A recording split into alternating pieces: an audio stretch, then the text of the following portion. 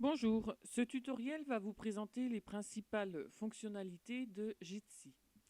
Donc, vous avez le lien pour vous connecter à la conférence. Vous cliquez ici pour rentrer vos informations personnelles, donc votre identifiant. Pour les collègues, on vous demande le nom, le prénom et votre académie. Donc ici, je rajoute. Voilà. Pour nos intervenants, vous pouvez mettre évidemment que votre nom et votre prénom. Rejoindre la réunion, donc vous voyez que par défaut le micro et la caméra sont désactivés. Vous pouvez inviter d'autres participants, il suffit tout simplement de leur copier et de leur envoyer ce lien. Vous pouvez choisir un arrière-plan.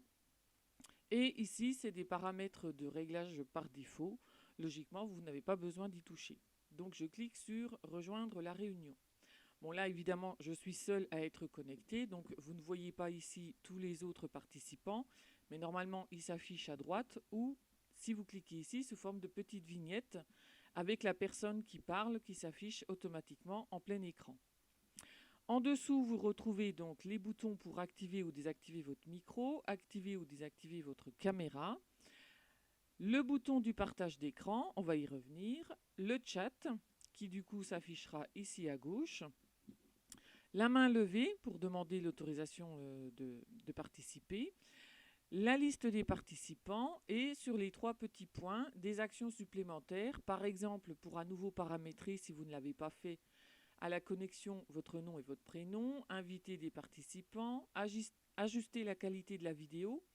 Donc si vous savez que la bande passante n'est pas très forte et qu'il y a beaucoup de participants et que voilà, ça risque un petit peu de flancher au niveau de la connexion, vous pouvez bien sûr mettre une plus basse connexion, une plus basse définition par exemple.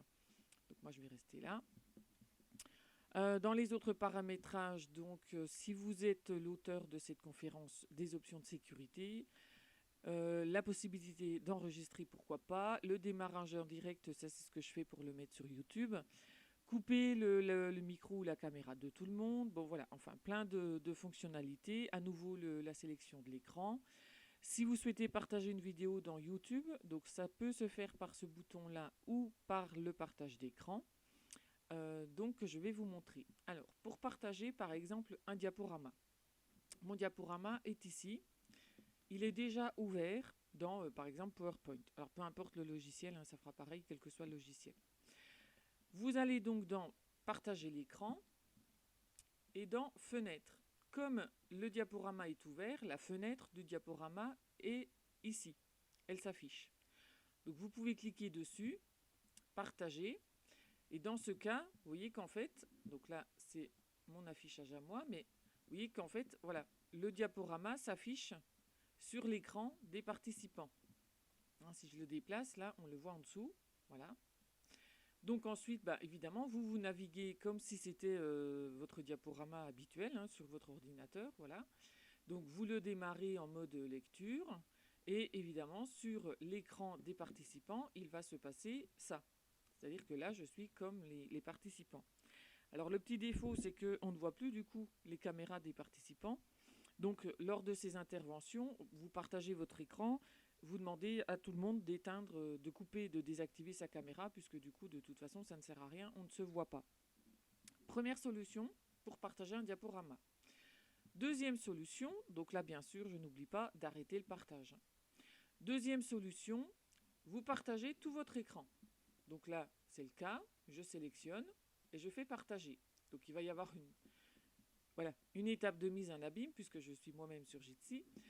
Si vous mettez en revanche votre diaporama en plein écran, et bien pareil pour les participants, ils auront alors le diaporama qui s'affichera en plein écran sur Jitsi. Donc c'est deux solutions différentes, l'une n'est pas meilleure que l'autre, peu importe. À vous de choisir celle qui vous convient le mieux. Voilà, il n'y a pas plus d'avantages ou d'inconvénients dans l'une que dans l'autre.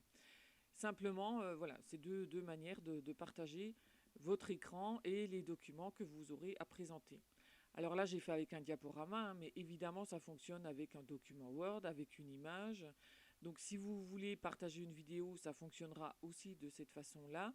Sinon, si elle est sur YouTube, eh bien, vous avez la fonctionnalité ici. Voilà, qui vous permet de mettre le lien et du coup la vidéo va se partager automatiquement. Bon, c'est pas une fonctionnalité qui sera forcément utilisée.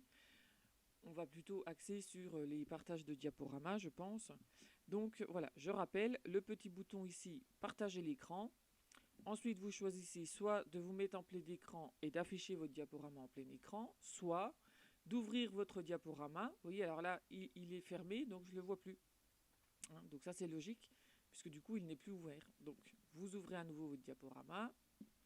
Voilà, hop, et il s'affiche ici. Donc, soit vous partagez l'écran, soit vous partagez la fenêtre de votre diaporama. Voilà, donc je pense que les principales fonctionnalités ont été abordées. Et je vous dis donc à bientôt.